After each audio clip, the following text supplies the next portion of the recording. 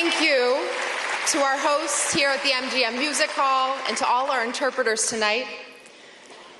Governor Healy, Congresswoman Presley,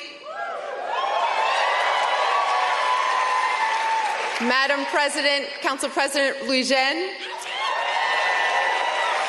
Chair Robinson, Mayor Janey, and all our city, state, and county officials. Your partnership makes our work possible. Thank you.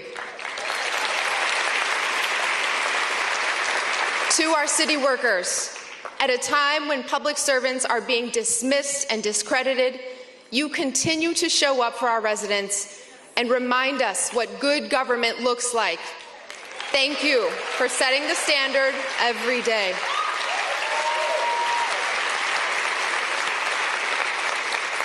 To my family here tonight, my husband Connor, the best big brothers Blaze and Cass, and baby Mira, I am so lucky. I love you all. And to the people of Boston, thank you for the honor of doing this work alongside you. 2 weeks ago, I went down to DC because Congress had some questions about how we do things here in Boston. Now, it might have been my voice speaking into the microphone that day, but it was 700,000 voices that gave Congress their answer. This is our city.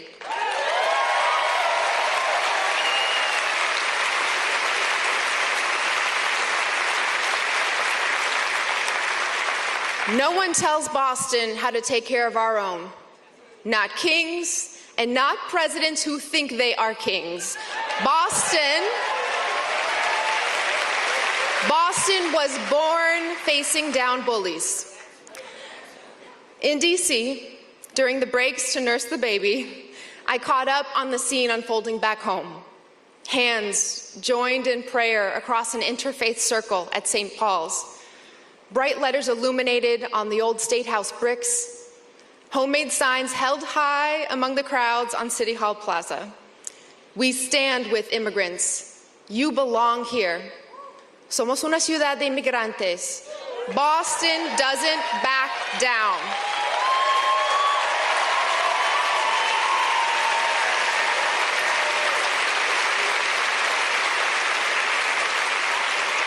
We are a city where the Irish coffee is strong and our opinions are stronger. We may not always agree or see eye to eye, but at the end of the day, we are a family. If you come for one of us, you will get all of us.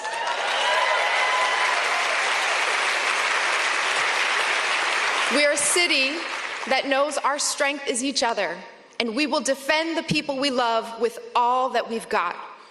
When the weight of the world presses down, Boston stands up. It is because of this community and the work we've done together that I was able to raise my right hand, swear an oath, and tell the nation the truth, that Boston is the greatest city on earth.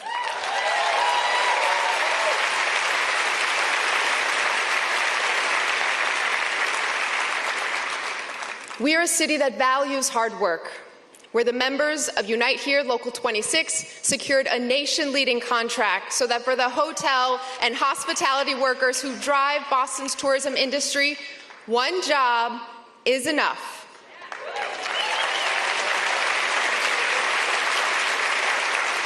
We're a city that drives innovation, where the scientists at Vertex invented life-changing non-opioid relief to tackle pain and an epidemic. We're a city focused on the everyday fundamentals, filling 15,000 potholes, cutting the ribbon on 20 parks and playgrounds, planting more than 5,000 trees, expanding library service by 10,000 hours, repairing more than 30 miles of sidewalk and 60 miles of roadway.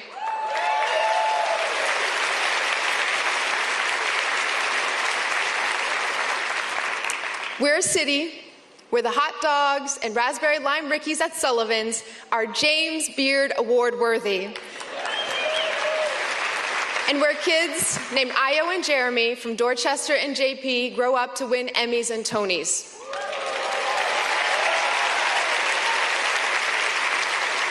We're a city that fills the streets when our teams bring home a banner. Congratulations to the state champion Charlestown and New Mission boys basketball teams, Josiah Quincy girls wrestling, Boston Latin boys hockey, and English High baseball.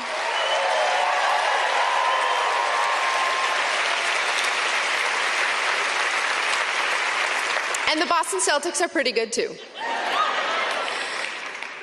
And together, with our first responders, frontline public health workers, faith leaders, and partners in every neighborhood, we have made Boston the safest major city in the nation.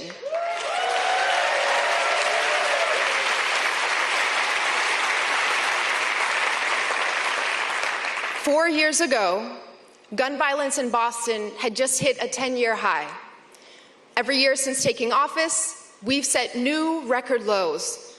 Thank you to Commissioner Michael Cox and the entire Boston Police Department.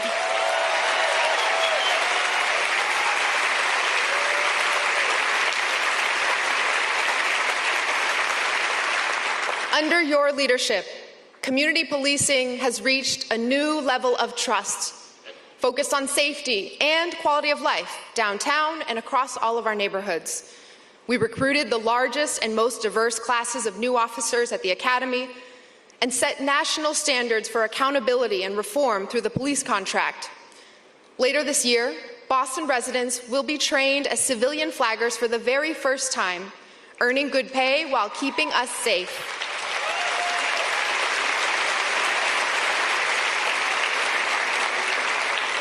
Four years ago, racial health disparities had deepened.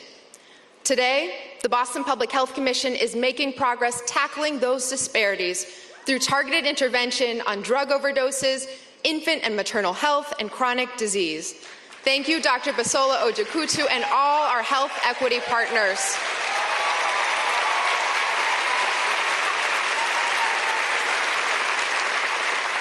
Four years ago, businesses like Eli Lilly, SAP, Roche, Lego, and NVIDIA called other cities home. Today, they have all chosen Boston.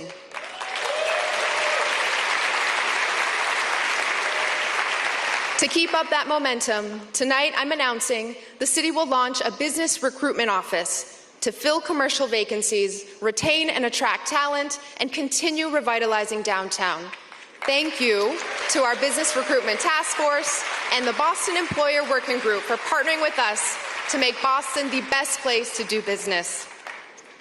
4 years ago, Boston had just a handful of Black-owned spaces for community to come together and connect. Since we took office, they have more than doubled. From Grace by Nia in the Seaport, Hugh in Back Bay, Park 54 in Hyde Park, to the Mix in Dorchester, and Jazz Urbane opening this summer right around the corner from Soul and Spice in Nubian Square. Thank you to all our entrepreneurs for investing in Boston. And with leadership from the City Council and the State House, we added the most new liquor licenses since Prohibition. 225 new opportunities for neighborhood restaurants to create jobs, close gaps, and build community. 4 years ago, the city wasn't doing enough to support diverse businesses.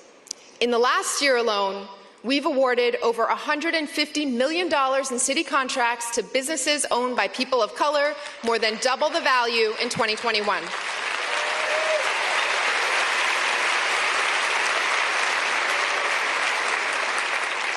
And 4 years ago, BPS student athletes were left with a sports facility that was rarely open and had been crumbling for 4 decades.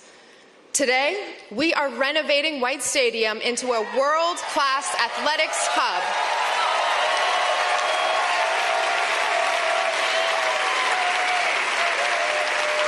White Stadium will be guaranteed for BPS students, coaches, and residents 15 hours a day, more than 345 days of the year, and I will never stop fighting for what our city kids deserve. Thank you to all the coaches, students, advocates, and the Franklin Park Coalition for guiding us.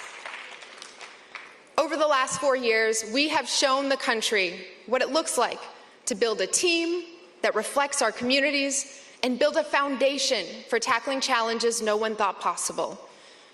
Together, we've shown the world that you can build a city that's safe, green, and growing, a home for everyone, if you refuse to give up. Today, Boston is stronger, more determined, and prouder than ever to be who we are in a moment when we need each other and our nation needs Boston. So tonight, I can say that the state of our city is strong, and we have to be.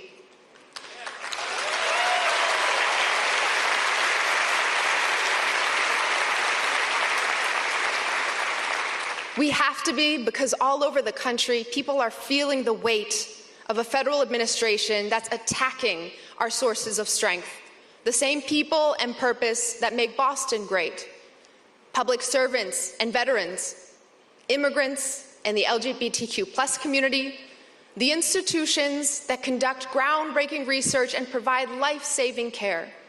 We are home to the nation's best hospitals, best colleges and universities, best labs and research facilities that drive our economy, employ our residents, and make Boston America's engine of innovation. And today, they are all under attack. Boston is the target in this fight for our future because we are the cradle of democracy, pioneers of the public good, the stewards and keepers of the American dream. We were built on the values this federal administration seeks to tear down. But for 395 years, come high water or hell, no matter who threatens to bring it, Boston has stood up for the people we love and the country we built, and we're not stopping now.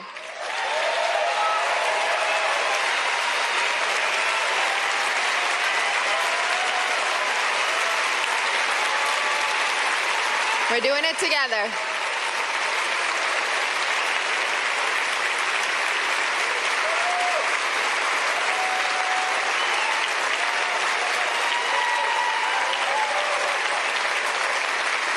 To be a home for everyone, we must be the best city for families, and there's more work to do. Since taking office, we've helped more than 850 residents buy their first homes. We've built more than 11,000 new units of housing, the most affordable homes in at least 25 years.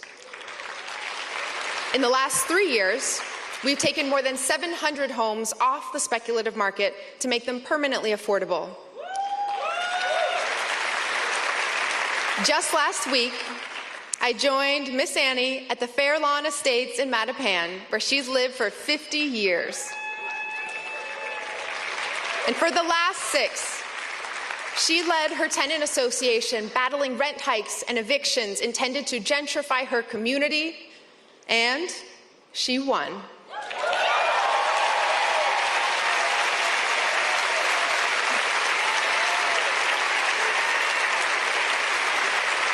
Together with City Life Vida Urbana, Related Beal, and our Housing Acquisition Fund partners, we were able to protect all 347 homes and make them permanently affordable. Miss Annie and the Fairlawn family are here tonight.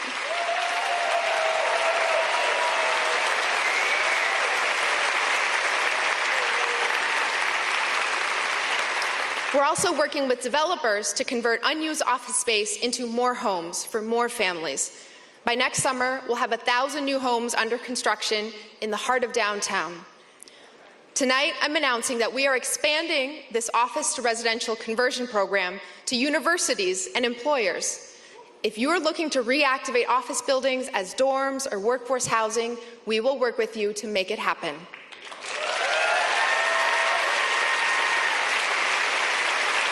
We're leaving no stone unturned when it comes to building, preserving, and reimagining housing all over our city. Tomorrow, we're releasing our first ever anti-displacement action plan. because Boston's growth should stabilize families and deepen their roots. I'm also proud to announce the launch of our city's co-purchasing pilot program, helping households combine their purchasing power to buy multifamily homes with 0% interest deferred loans from the city.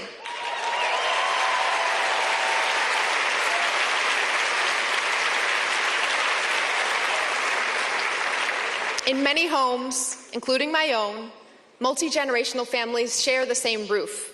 Co-purchasing can make buying a home more accessible and make sharing meals and moments a built-in part of life. I grew up with thousands of miles between me and my grandparents. I knew them mostly through red envelopes at New Year's and long-distance calls. Today, my kids get to grow up with their grandma downstairs instead of an ocean apart. The best city for families should make it easy to live with the people you love.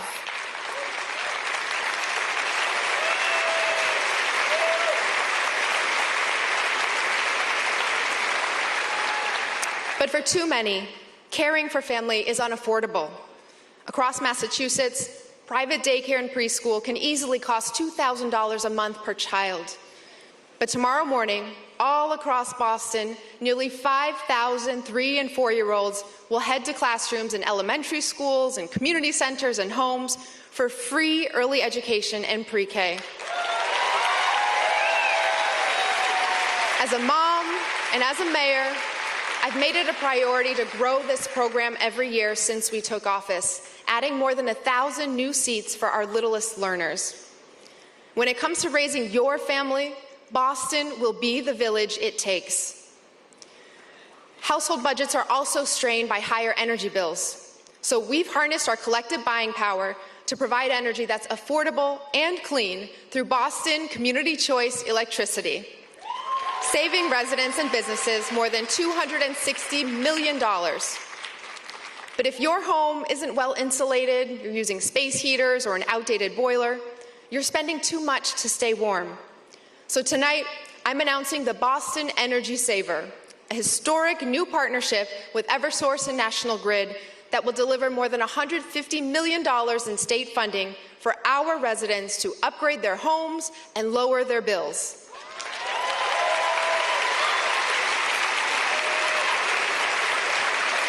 If you need new windows or an updated heating system, we'll find every dollar available to get the job done.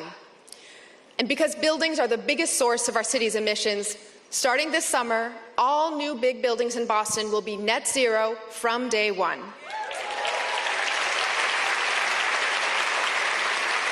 Our climate leadership is making homes more affordable, big buildings greener, and creating opportunities for young people like Slater, who had been living in a shelter 4 years ago. He came to the US at 7 from Haiti, left home at 18, and ended up on the streets. Today, Slater's an engineer at a building downtown, a role he landed through our city's Green Jobs program, Boston Power Corps.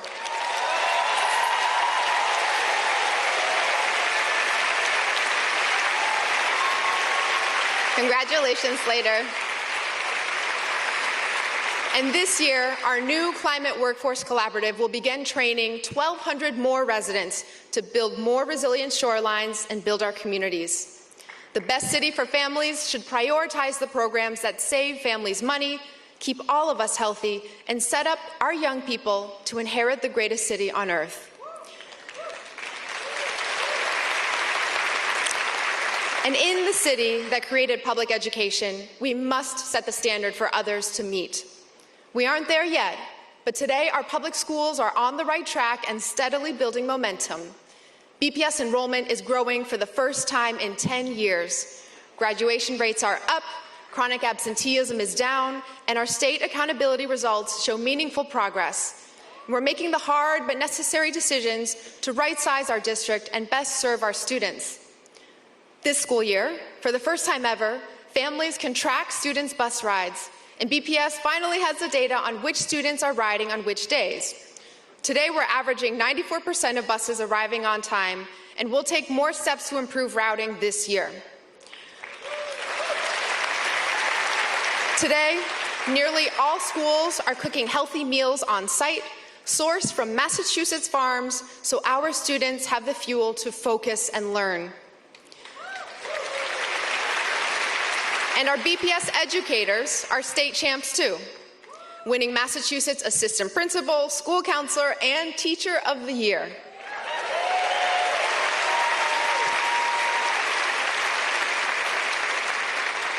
I'm proud to report that last night we reached a tentative 3-year agreement with the Boston Teachers Union. These school nurses, counselors, and educators serve in some of the most important jobs in our city. Thank you for continuing to put our students first every day.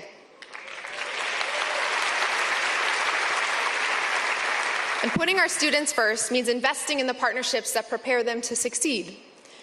This fall, the very first expanded class of 200 ninth graders will be starting at the Edward M. Kennedy Academy for Health Careers, thanks to the $38 million grant from Bloomberg Philanthropies to build a nation-leading partnership with Mass General Brigham. I also want to thank UMass Boston for expanding what's possible for students at the Ruth Batson Academy right next door. And thanks to the Martin Richard Foundation, the Dorchester Fieldhouse will be breaking ground there next month as well. This year, we'll also be partnering with the WPS Institute to make sure 7th and 8th graders are prepared to make the most of high school. And we're working with Bain to strengthen early college pathways and joining employers to triple the size of the co-op program at Madison Park, so students can earn credentials and a paycheck at the same time.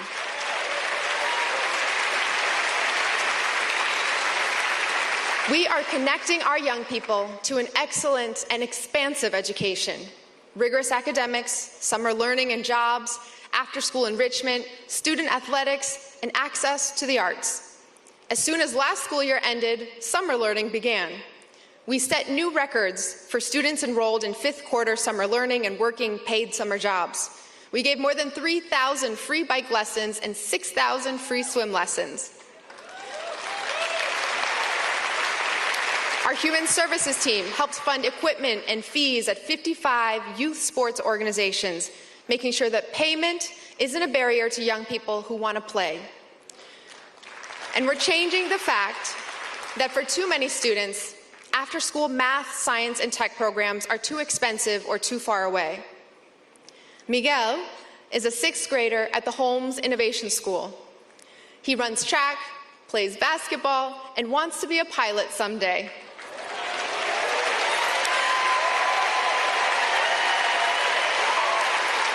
Miguel knows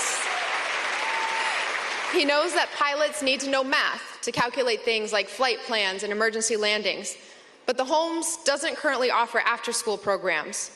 So tonight, for Miguel and all of our students, I'm excited to announce that we are standing up a new set of advanced math programs inside the Boston Public Schools. Partnering with the Young People's Project and the Calculus Project, we're launching math clubs, competitions, and advanced math communities so students like Miguel know that advanced math courses are where they belong.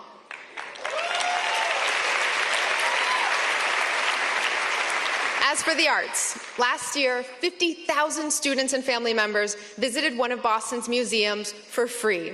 Thousands for the very first time through our Boston Family Days program.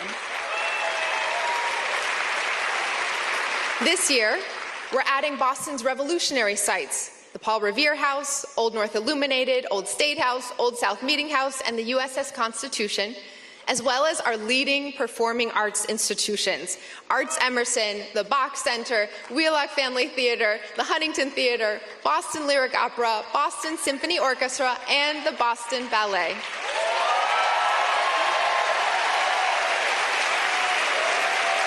Thank you to our amazing partners for making this possible.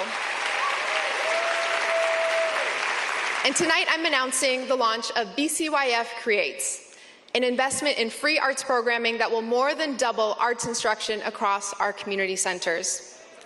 So, if you're a student excited to explore our nation's history, take in a show, try a new sport, or join the math team, all you have to do is live in Boston.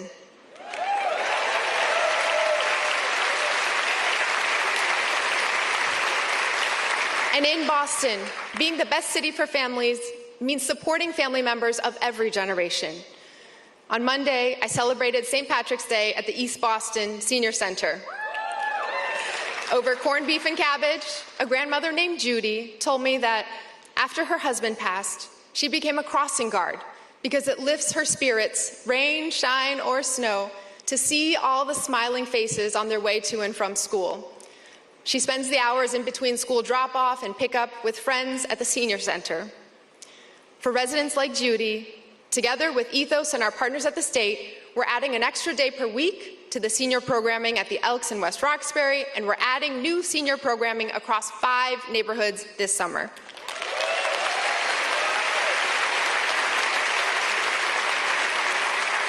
And the City Council and I look forward to working with the State House, Governor, and the State Senate to finally pass our bill to lower residents' taxes and keep seniors in their homes.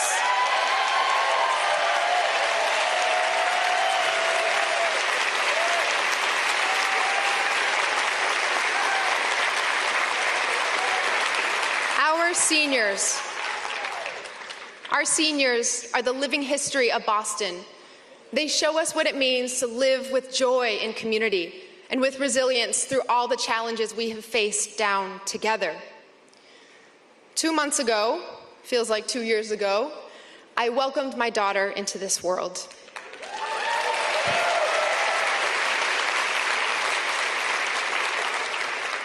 The truth is, it's not the world I expected or hoped for her. I want her to grow up in a country that's admired, not feared. A country stable and safe, not one that feels like it's coming apart at the seams. I want her to grow up in the America that Paul Revere rode for, that Dr. King marched for, that my parents left home for. It's the same America that our faith leaders at St. Paul's joined hands and prayed for, and that the people of Boston have rallied and fought for every generation for 250 years.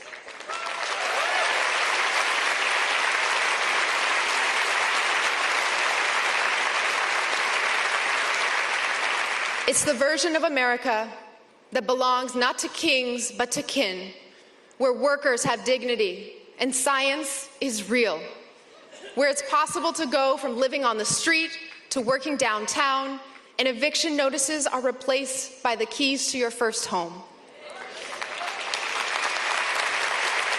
Where energy is clean and affordable, and the best places are free for everyone. Where every school has the resources and partnerships to challenge every student, and every student has space to grow and create. The good news is, that is the America we are building in Boston.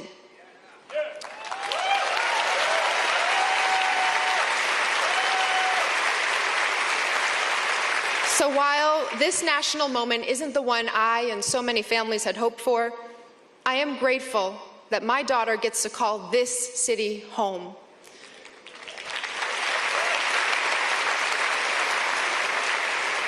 Boston is not a city that tolerates tyranny.